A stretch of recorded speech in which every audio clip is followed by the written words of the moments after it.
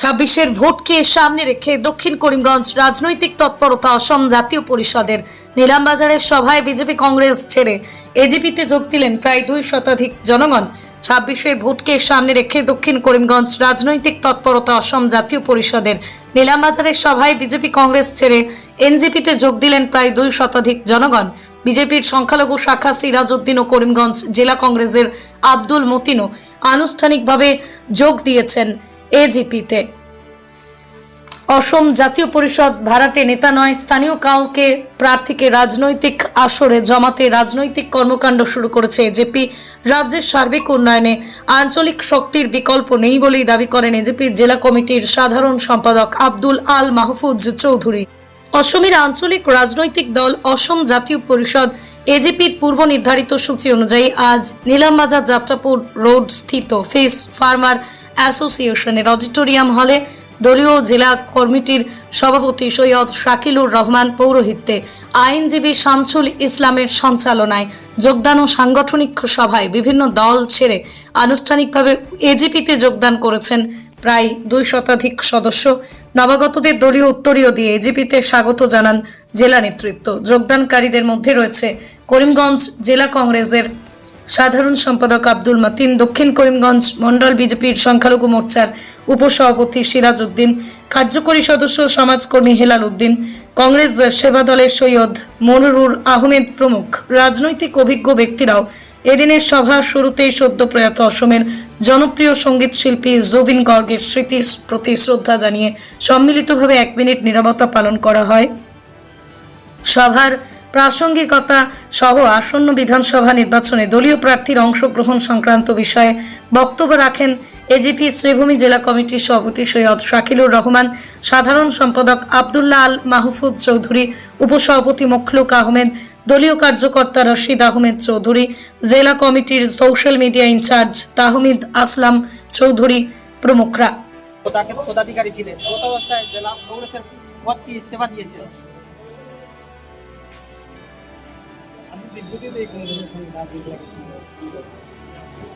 লোকসভার মানে আমার দলের উপরে সন্তুষ্টি নয়, জেলা কংগ্রেস তথা ব্লক কংগ্রেসের নেতৃত্বের উপর আমার অসন্তুষ্টি। এই অসন্তুষ্টির কারণে এবং যারা এখন 2026 নির্বাচনও যারা টিকিট চাইছে এর মধ্যে বেশিরভাগ টিকিট থাকা এটা বহিরাগত। এই বহিরাগত কোনো প্রার্থীকে টিকিট দিলে এটা কিন্তু মানিয়ে নেওয়া যাইত না। এই কারণে আমি চাই যদি মহাজোটের মাধ্যমে যদি এখান থেকে একজন গ্রহণযোগ্য প্রার্থী আসবেন, ইনশাল্লাহ আমরা দৃঢ়তার সঙ্গে জানাইয়া যদি আজ আমরা মহাজোটের প্রার্থী যদি আজ অসম জাতীয় পরিষদটাকে দেওয়া হয় তাহলে আমরা এখান থেকে জিতাইবার চেষ্টা করবো। আপনার দান প্রাণ সব কিছু দিয়ে আমরা চেষ্টা করবো। পূর্বে আপনার বক্তব্যে প্রকাশ পেয়েছে আপনার বক্তব্যে প্রকাশ পেয়েছে যে আপনাদের লড়াই শুধু কংগ্রেসের সঙ্গে, কিন্তু বিজেপির সঙ্গে কোনো লড়াই নেই। আপনার বক্তব্য তখন বিজেপির বিরুদ্ধে কোনো কথা বলেন না। বিজেপি থেকে এখন আমাদের এখানে কোনো প্রার্থীর নাম শোনা যাচ্ছে না, কিন্তু শোনা যাচ্ছে মিত্রজোট থেকে যেটা মিত্রজোট থেকে আমাদের দক্ষিণবঙ্গের বর্তমানে দিলে উনি আসবেন।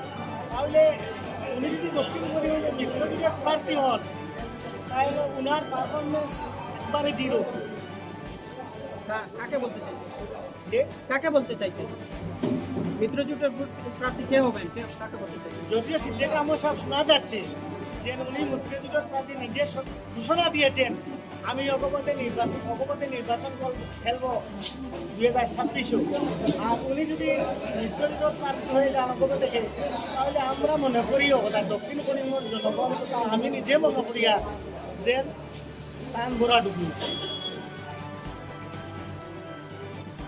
কি বলবেন আপনার এই নতুন করে দক্ষিণ করিমগঞ্জে এজিপি সভা সম্পর্কে আপনি কি বলবেন?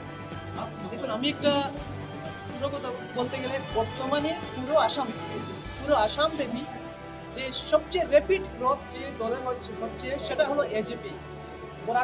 প্রথম থেকে এজিপির এজেপির যে সাংগঠনিক শক্তি সেটা কম ছিল এবং সেটা কাজও কম হয়েছে।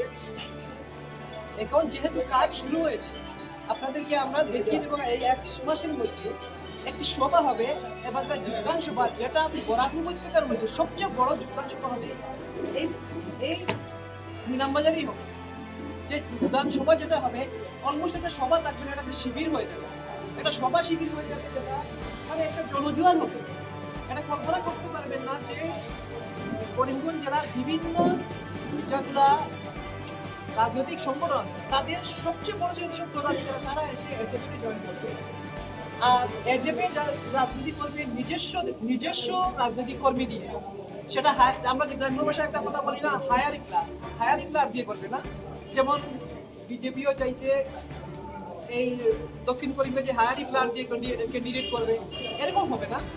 আমাদের নিজস্ব কর্মীকেই আমরা নমিনেশন দিয়ে এখান থেকে জিতিয়ে নেব, এটা একবার কনফার্ম। এবং নেক্সট 1 মাসের মধ্যে সবচেয়ে বড় সংগঠন হবে দক্ষিণ করিমগঞ্জে, সেটা হবে এজেপি রাজনৈতিক সংগঠন।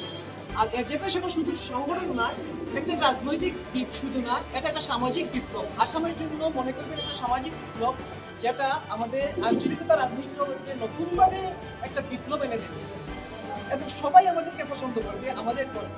যেহেতু আমরা আসলে সত্যি বলতে কি এজেপি কাজ করেনি, এই বরাক কাজ করেনি, সংগঠনের দুর্বলতা আছে, ঠিক আছে, কিন্তু এই মুহূর্তে আপনারা 1 মাসের মধ্যে আপনার সেটা সম্পূর্ণ ভুল পাল্টে যাবে।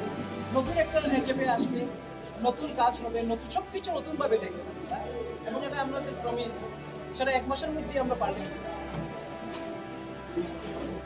কি বলবেন আজকে দক্ষিণ করিমগঞ্জে মানে আপনারা হঠাৎ করে এজিপি অসম জাতীয় পরিষদের সবার উদ্দেশ্যটা কি? আমাদের মুখ্য উদ্দেশ্যটা আমরা প্রত্যেকটা সমষ্টি, শুধু দক্ষিণ করিমগঞ্জ বরাকের প্রত্যেকটা সমষ্টিতে, বিশেষ করে আমাদের শ্রীভূমি জেলার যে 4টা সমষ্টি আছে, প্রত্যেকটা সমষ্টিতেই আমরা সংগঠনকে শক্তিশালী করে তুলব। আমার দলের সভাপতি দুর্নীতি কৌতুক মহাশয় আমাকে গুয়াহাটিতে ডেকে নিয়ে জরুরি নির্দেশ দিয়েছেন যাতে প্রত্যেকটা সমষ্টিতেই আমরা সংগঠনকে শক্তিশালী করে তুলি। আর এরই একটি অঙ্গ হিসাবে আজকের এই যোগদান কার্যসূচি। আজকে থেকে শুরু করে আমরা প্রতিদিনই নিম্নসভাবে আমরা প্রত্যেকটা জিপি, প্রত্যেকটা এলাকায়, প্রত্যেকটা সমষ্টিতে, প্রত্যেকটা বুথ কমিটিতে আমরা এভাবে যোগদান কার্যসূচি চালিয়ে যাব, যাতে আমরা 2026 সনের বিধানসভা নির্বাচনের আগে আমাদের দল একটি মজবুত স্থানে আসতে পারে। আজকে সবাই কতজন যোগ দিয়েছে? আজকে সবাই তো প্রায় 200 শতাধিক জয়েন করেছেন আমাদের দলে। বিশেষ করে ভারতীয় জাতীয় কংগ্রেসের সদ্য প্রত্যাগ করে সাধারণ সম্পাদক আমাদের দলে যোগদান করেছেন। তাছাড়া ভারতীয় জনতা পার্টি সহ অন্যান্য দল থেকে, অন্যান্য সংগঠন থেকে অনেকেই আমাদের দলে যোগদান করে। আশা করি তাদের যোগদানের ফলে আমাদের দল আরও শক্তিশালী হবে। 26-এ কি আপনাদের এই দক্ষিণ করিমগঞ্জে আপনাদের দল থেকে প্রতিদ্বন্দ্বিতা করার ইচ্ছা আছে? 2026 সনের বিধানসভা নির্বাচনে দক্ষিণ করিমগঞ্জ সমষ্টিতে এবং জাতীয় পরিষদে একজন প্রার্থী থাকবে, তা একদম নিশ্চিত। এখানে কোনো ধরনের কোনো সংশয়ের কোনো অবকাশ নেই। এখানে প্রার্থী থাকবে একদম নিশ্চিত, এবং সেই প্রার্থীকে আমরা জিতিয়ে আনতে সক্ষম হবো, আমরা এই বিষয়ে নিশ্চিত। তো এখানে তো কংগ্রেসের মানে